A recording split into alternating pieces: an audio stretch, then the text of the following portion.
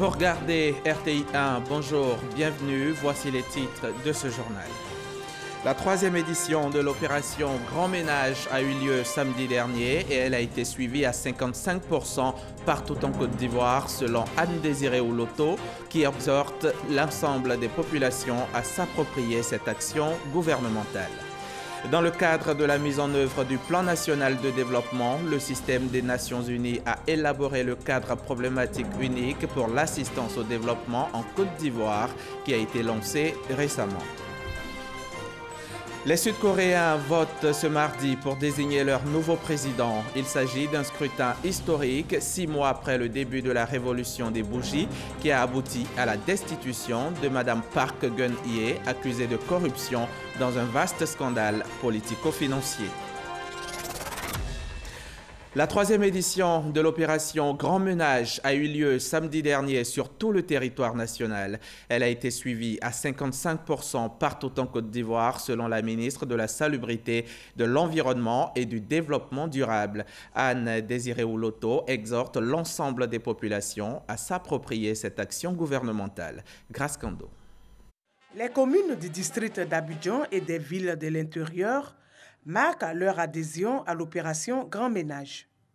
Ainsi, pour cette troisième édition, le taux de participation sur le plan national s'élève à 55%. Un taux annoncé par la ministre de la Salubrité, de l'Environnement et du Développement durable. Dans certaines localités, nous continuons de lancer un appel à tous ceux qui peuvent aider, contribuer, n'est-ce pas, à la sensibilisation. Voyez-vous, là où ça marche, on est fiers. On est heureux et on vit en bonne santé. Et cet effort sera pour nous un acquis qui nous aidera à changer de comportement. Quel est cet effort du mois? Ne rien jeter par terre, ne rien jeter dans la rue. Au cours de ce bilan, Anne-Désirée Ouloto est revenue sur le plan d'urgence de propriété qui sera mis en place dans la commune d'Adjamé pour assainir le boulevard Nangui-Abrogwa. Le boulevard Nangui-Abrogwa est transformé aujourd'hui en un grand marché. Tout est marché, tout est commerce.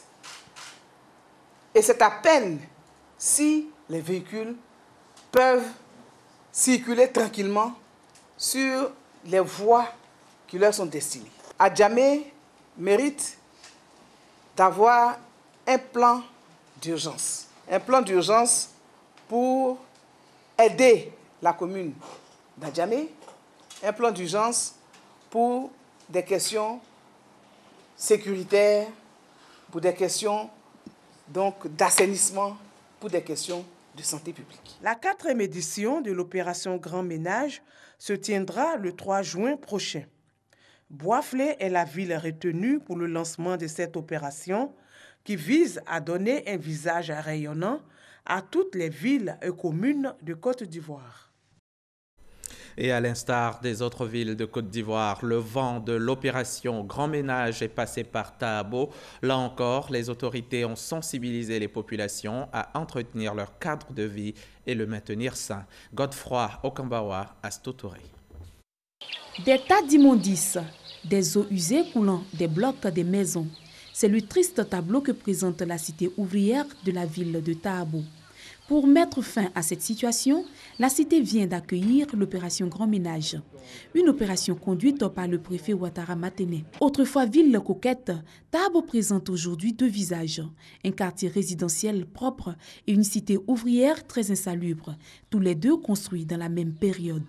L'opération Grand Ménage est donc l'occasion d'inviter les populations de ces sites à entretenir et maintenir leur cadre de vie sain. Au cours des séances de sensibilisation, les populations sont invitées au ravalement des murs, mais aussi à réaliser des puits et fosses septiques pour recueillir les eaux usées. Les autorités administratives de la localité ont également exhorté les populations à s'approprier pour l'intérêt de tous l'opération Grand Ménage, lancée officiellement le 23 février dernier. Dans le cadre de la mise en œuvre du Plan national de développement, le système des Nations Unies a élaboré le CPU, le cadre problématique unique pour l'assistance au développement en Côte d'Ivoire. Intitulé « Unis dans l'action », il va prendre en compte la période allant de 2017 à 2020 et vise à accompagner le PND, notamment pour l'éradication de la pauvreté et la réduction des inégalités. Le lancement de ce cadre a fait l'objet d'un séminaire. C'était en présence de notre reporter Sita Soro. Conformément à leur mission, les Nations Unies se veulent un outil d'appui au développement des pays. En Côte d'Ivoire, cela est matérialisé par le cadre programmatique unique CPU pour l'assistance au développement, d'où l'atelier de lancement de la mise en œuvre de la réforme dénommée Unis dans l'action. Au vu des enjeux et défis du moment, la réforme des Nations Unies, Unis dans l'action, est donc un impératif. C'est dire combien nous sommes conscients que nous devons aller plus loin qu'un engagement politique et prendre des mesures idoines pour garantir le succès de sa mise en œuvre. Nous y parviendrons à travers des mécanismes novateurs de coordination, de planification, de mise en œuvre, de financement, mais également de suivi et de redevabilité. Le cadre programmatique unique va prendre en compte la période allant de 2017 à 2020. Il vise à renforcer la synergie, la cohérence, l'unité des actions et la coordination des activités opérationnelles des Nations Unies en Côte d'Ivoire, tout en s'alignant sur le plan national de développement PND 2016-2020. C'est accompagner, comme ils l'ont toujours fait, notre programme de développement économique et social sur différents aspects, notamment les secteurs sociaux, la santé, l'éducation, l'eau potable, les problématiques comme la question du genre, mais également les droits humains, des questions transversales comme l'environnement, et cela en mettant en commun l'ensemble de leurs activités. Le lancement de cette réforme a été suivi de la signature officielle du cadre programmatique unique CPU 2017-2020 entre le ministère du Plan et du Développement et le système des Nations Unies en Côte d'Ivoire. Le budget du CPU est estimé à 443 millions de dollars, soit plus de 260 milliards de francs CFA. En Côte d'Ivoire, la politique de l'emploi constitue une priorité pour le gouvernement. Le gouvernement qui met tout en œuvre pour faire baisser la courbe du chômage, d'où la mise en place de plusieurs structures afin de régler cette question. L'entrepreneuriat et l'auto-emploi sont aussi encouragés. Les explications de Grace Kando. Tidiane Diakité est ici dans les locaux de l'agence Emploi Jeunes dans la commune du Plateau. Sa présence n'est pas fortuite parce qu'il est à la recherche de financement. Il a postulé sur le site de cette structure en vue du financement de son projet. Je suis venu pour l'entretien. Ils m'ont promis le financement. Bon, on est à la phase maintenant de validation du projet. Nombreux sont ces jeunes qui bénéficient de fonds ou d'accompagnement pour leur insertion socio-professionnelle. J'ai été formé en mécanique auto. J'ai choisi la mécanique auto parce que c'était mon rêve. Ma formation a duré pendant 3 ans et on m'a appris comment le moteur fonctionne, comment démonter, remonter. En dépannant les gens, je gagne de l'argent pour mes petits besoins. Je suis trop contente de faire ce métier. Avec nos encadreurs, ça ne se passe très bien. Ils nous apprennent à faire les échafauds. On monte en hauteur, on place aussi les marches. On ramasse aussi les lignes, les tubes pour les donner. Ça se passe très bien en tout cas. Le gouvernement ivoirien a fait de l'emploi des jeunes sa priorité. C'est pourquoi plusieurs structures sont mises en place pour apporter des réponses à la problématique de l'emploi en Côte d'Ivoire. Le Bureau de coordination des programmes emploi et l'agence Emploi Jeunes ont mis en œuvre une série de programmes d'aide à l'emploi en vue de l'insertion des jeunes. Nous avons fait l'opération spéciale Agir pour les jeunes, qui est une opération qui vise à toucher des jeunes par des montants variant entre 100 et 700 000. Aujourd'hui, nous avons touché 12 000 jeunes, dont 9 066 qui ont effectivement mis en œuvre leur projet. Nous faisons une opération qu'on appelle une formation en passeport pour l'emploi pour apprendre aux jeunes à pouvoir avoir les meilleures techniques de recherche d'emploi, pour apprendre aux jeunes à pouvoir entreprendre, pour apprendre aux jeunes à avoir des initiatives en termes d'informatique. Et nous avons touché près de 16 000 jeunes dans nos campagnes en 2016. Aussi, notre plateforme de financement au niveau des projets jeunes qui veulent installer des micro et petites entreprises, notre plateforme a permis de retenir environ 5 000 jeunes qui vont bénéficier bientôt des contributions, des moyens pour pouvoir s'installer. Nous avons pour mission de mettre les ressources à la disposition des structures de l'État, mais aussi des entreprises et des structures de la société civile chargées donc du pilotage, de la mise en œuvre des activités pour aider les jeunes à avoir accès à l'emploi, soit l'emploi salarié ou l'auto-emploi. Nous assurons la gestion et la coordination du PGDEC, que le projet Emploi Jeunes et Développement de Compétences, financé par la Banque mondiale à hauteur de 50 milliards de francs CFA depuis 2012. Le projet CDD Emploi, qui découle donc d'un financement mobilisé dans le cadre du contrat de désendettement et développement, sur la base d'un accord de financement signé entre le gouvernement ivoirien et le gouvernement français. Et dans ce cadre-là, le projet CDD Emploi bénéficie de 32 milliards de francs CFA. Et vous avez enfin le projet PRISE, qui est le projet de réinsertion socio-économique des populations de de Côte d'Ivoire, financé par la coopération japonaise à hauteur d'1,350 milliard de francs CFA. Le gouvernement ivoirien offre des opportunités d'emploi aux jeunes depuis 2011. À la date de 2015, plusieurs emplois ont été créés. De 2011 à 2015, ce sont plus d'1 million d'emplois qui ont été créés.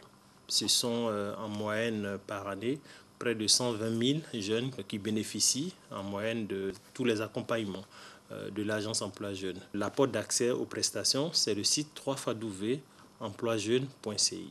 Une fois le jeune souscrit sur cette plateforme, automatiquement, il se retrouve en vis-à-vis avec les opportunités d'insertion, c'est-à-dire en emploi direct, des opportunités d'accompagnement pour pouvoir améliorer son profil, pour être employable dans toutes les entreprises, ou bien des opportunités de financement de ces différents projets. L'auto-emploi est le seul levier véritablement viable pour pouvoir s'en sortir. Et aujourd'hui, je ne dis pas avec 0 francs, mais avec très peu de ressources, on peut entreprendre. L'amélioration de l'employabilité des jeunes diplômés, des projets d'emploi et d'insertion professionnelle sont autant d'actions que les structures chargées de la question de l'emploi en Côte d'Ivoire prévoient pour résorber le chômage. Tous ces programmes et projets sont contenus dans la politique nationale de l'emploi 2016 à 2020, constituant ainsi une réponse du gouvernement face à la problématique de l'emploi des jeunes. Une femme agent de sécurité, on en trouve de plus en plus en Côte d'Ivoire. Tout comme les hommes, certaines femmes ont choisi d'exercer ce métier pour dire non au chômage. Nous en avons rencontré 3 pour vous. Elles nous expliquent ici leur choix au micro de Sita Soro. À 39 ans, le BEPC en poche, Emilienne a tronqué la tenue civile pour un uniforme, celui d'agent de sécurité communément appelé vigile. J'ai eu comme ça l'envie parce que j'ai eu une femme un jour qui était en tenue, qui m'a beaucoup impressionnée. Bon, je me suis dit, mais pourquoi pas moi, puisque c'est un métier comme les autres. Autrefois très rare de voir les femmes exercer ce métier qui, dit-on, est réservé aux hommes. Aujourd'hui, les données ont changé et il n'est pas moins courant de voir les femmes exercer cette profession. Son diplôme et sa féminité n'entachent donc en rien son amour pour son métier. Bon, avec mon diplôme, ça m'est venu à l'idée de passer des concours, de suivre même des cours pour avoir un emploi. Mais avec les moyens et tout ce que les gens demandaient, je n'ai pas pu terminer cela. Donc je me suis lancée dans le métier de la sécurité. Tout comme les hommes agents de sécurité, elles ont comme objectif la sécurisation des biens et des bâtiments, la sécurité des personnes, la prévention des actes de vol et de malveillance. Pour cette tâche, Caroline est imbattable. Travailler avec les hommes, par moments, ils disent que quoi? Tu as choisi de faire le travail d'un homme, donc on exécute comme des hommes. J'ouvre le portail, souvent je suis à l'administration, au niveau des bureaux, et je réponds aux déclarés, où ils vont, je les dirige par moment. Sur sa moto, prête à toute intervention, Pauline, quant à elle, a gravi les échelons. Elle est aujourd'hui patrouilleuse. La commune de Yopougon n'a plus aucun secret pour elle. J'ai suivi la formation, j'ai fait niveau 1, niveau 2 et puis niveau 3. Maintenant, j'ai fait niveau 4 qui est l'intervention. On intervient sur terrain et puis on fait le contrôle. Voilà. Et puis l'assistance. Je couvre la zone de Yopougon jusqu'à Niamey et jusqu'à la sortie sur la route de Dabou. Pour y arriver, elle a dû faire fi des préjugés et surtout des discriminations. On ne me considérait pas trop parce que je suis femme et puis en plus, je me voyais petite. Donc on ne peut pas imaginer que je peux travailler comme les garçons. J'ai donné beaucoup de courage depuis que je travaille. J'ai remarqué que beaucoup m'ont imité. Cependant, pour être recrutées, toutes ces filles passent par une sélection minutieuse et rigoureuse. Des filles qui, la plupart du temps, se font remarquer par la qualité du travail. Émilienne, Caroline et Pauline font partie de toutes ces femmes qu'emploient ces sociétés de sécurité. Chacune avec son histoire et sa qualification, mais toutes avec une détermination commune, dire non au chômage. Et Sita Soro qui en est très fière. Comment renforcer la confiance entre les forces de défense et de sécurité et les populations dans la région du Poro? La question était au centre d'un panel organisé à Korogo. C'est à l'initiative du comité civilo-militaire de la région du Poro. Libérer la parole entre les populations et les hommes en armes afin de déceler les points de divergence qui mettent à mal leur cohabitation. Voilà l'objectif de ce panel. Siekwasi et Chantal Akandan. Ce sketch est une illustration parfaite de ce qui se passe parfois entre les forces de défense et de sécurité et certains usagers sur les routes du Poro. Des situations qui mettent chaque jour à mal la cohabitation entre ces deux entités. Au cours de ce panel, ce sont les forces de défense et de sécurité qui étaient sur le banc des accusés. Une forme de dialogue direct, dont les principales pommes de discorde sont le racket et la corruption. Il n'y a pas d'efficacité au sein des forces de défense sans une collaboration sincère et franche de la population. Car c'est elle qui détient l'information. L'une de ces stratégies, c'est la mise en place de comités locaux. Et pour démarrer, 6 régions ont été choisies à titre expérimental. Et l'une des 13 stratégies mises en place, c'est de créer des structures locales afin de traduire dans la réalité les grands objectifs de cohésion, de vivre en paix. On retient des échanges que beaucoup de notions échappent aux populations sur la police, la gendarmerie, la douane et les eaux et forêts. Chaque responsable a saisi l'occasion pour donner un cours magistral aux populations et inviter chaque habitant à une étroite collaboration. Le comité civilo-militaire local de sécurité du Poro a été installé en 2016 par Fidel Sarasoro, secrétaire du Conseil national de la sécurité, CNS. Ce panel marque la 4e activité d'envergure organisée par ce comité. La journée s'est achevée par la première édition du tournoi de la cohésion sociale dans le Poro. Du côté d'Odiéné, il a plutôt été question de dialogue entre agriculteurs et éleveurs. Cela en vue de ramener la cohésion et la paix dans leur rapport au quotidien. Les conflits entre agriculteurs et éleveurs dans le district du Denguélé sont en effet récurrents, allant parfois même jusqu'à la mort. C'est pour sensibiliser les deux acteurs du conflit que le président national de la Confédération nationale des éleveurs de Côte d'Ivoire a entamé une tournée dans le département. Mamadou Kwasi. Agression de bouviers et d'agriculteurs, tuerie de bétail, destruction de champs, dédommagement sans constat des dégâts. Autant de raisons à la base du divorce entre éleveurs et agriculteurs dans la région du Kabadougou. Pour réparer cette dégradation des relations entre éleveurs et agriculteurs, la Confédération nationale des éleveurs de Côte d'Ivoire en campagne de conciliation. Cette délégation conduite par Adama Diallo, président national de cette structure, a visité plusieurs villages, notamment Guibrosso, Morondo et Manabri. Récemment, des bœufs ont été confisqués et des éleveurs expulsés des villages. Les différentes parties rencontrées ont fait cas de leurs préoccupations. Il s'agit entre autres des dégâts de culture et la divulgation des animaux notamment. C'est pourquoi les uns et les autres proposent la construction de pâturages. Le président de la Confédération nationale des éleveurs de Côte d'Ivoire, Adama Diallo, a invité les éleveurs et agriculteurs à se conformer aux lois en vigueur, c'est-à-dire saisir les autorités compétentes en cas de litige. Acteurs principaux de l'économie ivoirienne, éleveurs et agriculteurs doivent entretenir des rapports apaisés, selon le président de la Confédération des éleveurs de Côte d'Ivoire.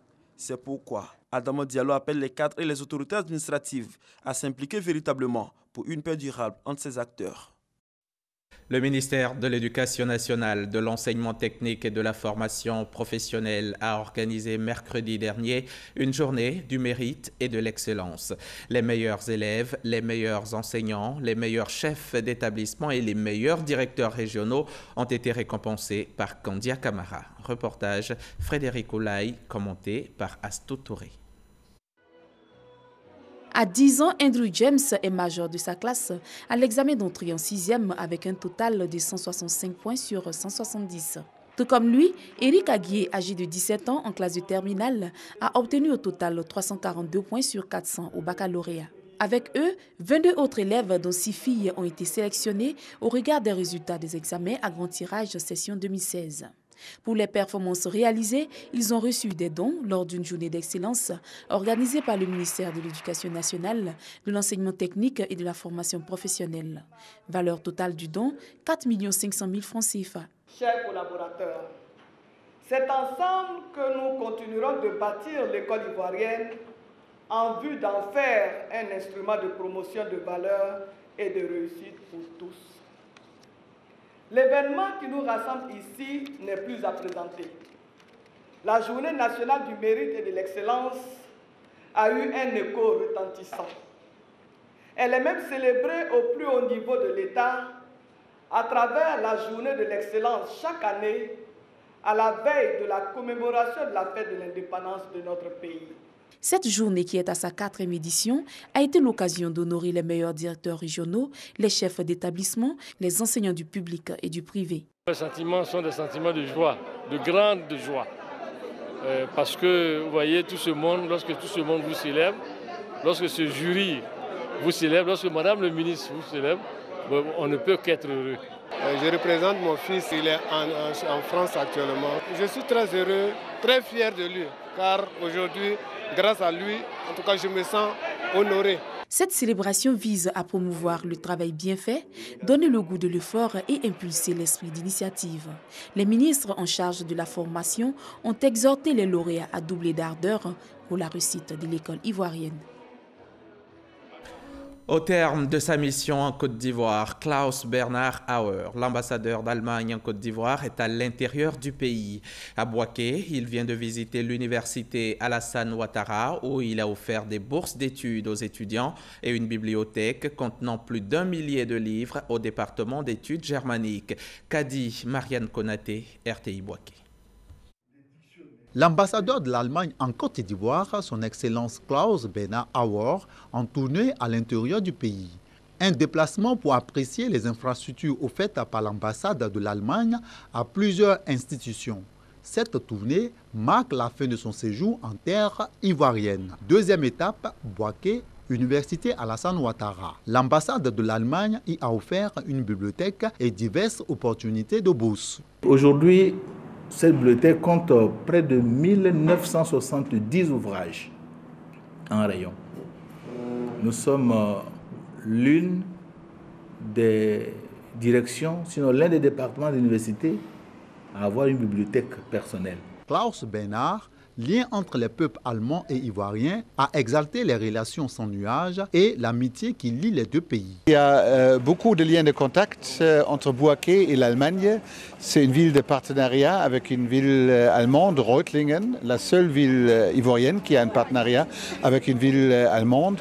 Et je suis très reconnaissante à cette hospitalité que je reçois chaque fois. J'aime Bouaké. Le chef du département d'études germaniques a à son tour salué l'altruisme du peuple allemand avant d'inviter les étudiants à suivre cet exemple. L'Allemagne a réussi avec l'esprit allemand. Nous devons l'adapter à nos réalités. C'est en cela que consiste la nouvelle germanistique que nous voulons enseigner aux enfants, qui permet au développement de la Côte d'Ivoire de se réaliser. Notons que l'ambassadeur en est à sa 3e visite à l'université Alassane Ouattara. Le reportage de Kadi Konaté, commenté pour vous par Amadou Ouattara Walter. À Yamoussoukro, capitale politique de la Côte d'Ivoire, le groupe scolaire Ngokro incite les élèves à la lecture. À l'occasion de la 2e édition du livre qu'il vient d'organiser, des dons de livres ont été faits à la bibliothèque de l'école, puis a suivi un concours d'orthographe et de lecture. Les lauréats ont été récompensés. Le témoignage de Sita Soro. Le livre a sa place et doit demeurer malgré les contraintes du moment, matérialisées par l'Internet, les TIC et les smartphones. Le groupe scolaire Ngokro de Yamoussoukro l'a bien compris. Il a organisé à cet effet la 2e édition du livre. Occasion pour équiper la bibliothèque de l'école de livres pédagogiques, de romans et de revues afin de cultiver l'amour de la lecture chez les enfants. Ceux qui lisent en classe, ils seront toujours, pas forcément premiers, mais ils auront une longueur d'avance sur les autres. Ça vous ouvre l'esprit. Le livre est un trésor irremplaçable de la connaissance. Servez-vous-en, consommez le livre sans modération. En présence de nombreux responsables de l'éducation nationale, de la culture et de la francophonie, les enseignants de Ngokro ont fait un vibrant plaidoyer pour le livre et la lecture. L'excellence a également été célébrée à travers un concours d'orthographe et de lecture qui a mis en compétition 12 écoles primaires allant du CP1 au CM2. Les meilleurs élèves ont donc été primés. Le député de Sago d'Akpadou à Sassandra dans le sud-ouest de la Côte d'Ivoire veut être informé au mieux des préoccupations des populations de la localité. Il vient pour cela de faire un don de plusieurs motos aux jeunes de son équipe locale. Ces derniers devront sillonner les villages et hameaux afin de recueillir toutes les difficultés. Les précisions de Mamadou Kwasi. Ces 14 jeunes, dont 12 hommes et 2 femmes, que devront cadrer 4 conseillers, constitue l'équipe mise en place par le député de Dakpadou Sago, commune et sous-préfecture, Kébé Mahamadou, en vue d'être plus proche des populations. Leur mission constitue une interface entre les élus et les populations. Vous devez aller dans les hameaux pour relever les problèmes, pour nous les envoyer. On ne peut pas soigner une maladie dont on n'a pas la connaissance.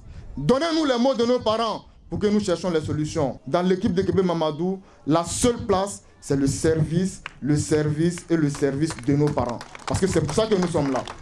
Issu du groupe parlementaire Nouvelle Vision, Kébé Mahamadou a reçu le soutien de son président, le député Sérodé Hervé, pour le lancement des activités de son équipe locale.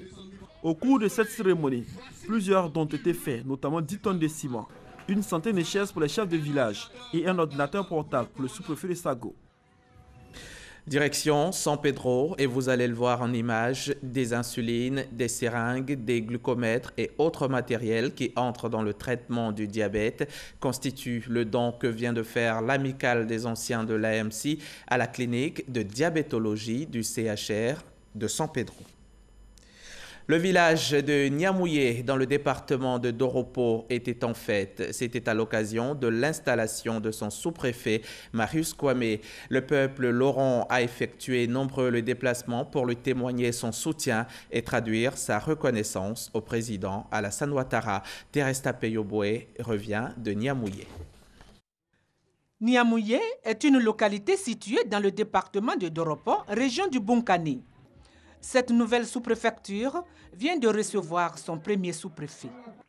Marius Kwame Foulé a pris officiellement fonction dans une ambiance festive.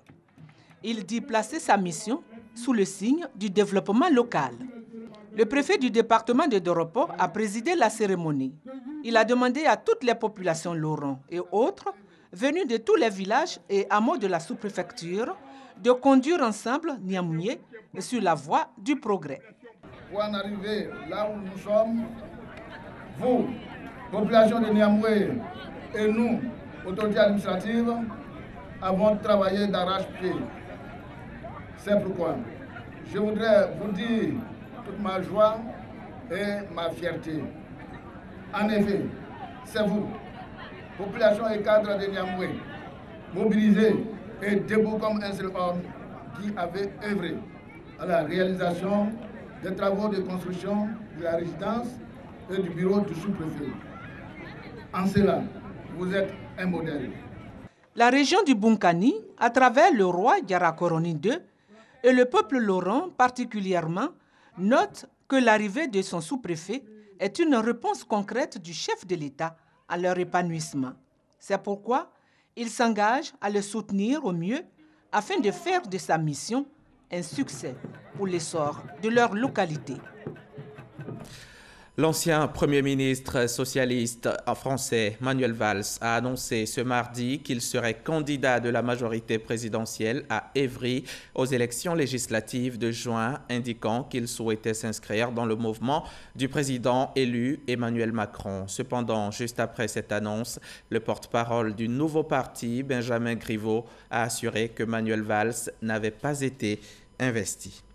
Les Sud-Coréens votent ce mardi pour désigner leur nouveau président. Il s'agit d'un scrutin historique 6 mois après le début de la révolution des bougies, un immense mouvement de colère populaire qui a abouti à la destitution de Park Geun-hye, accusé de corruption dans un vaste scandale politico-financier. Donné grand favori, l'ancien avocat spécialisé dans la défense des droits de l'homme, Moon Jae-in, aurait remporté cette élection présidentielle coréenne avec 41,4% des voix selon un sondage de sortie des urnes. C'est la fin de ce journal. Merci de l'avoir suivi. Merci à la chef des éditions Michel Mambo, à Baker et Parfait-Yeo qui assuraient la réalisation, Aurélia Drocola également qui m'a aidé à le préparer. Très bonne journée sur la chaîne qui rassemble.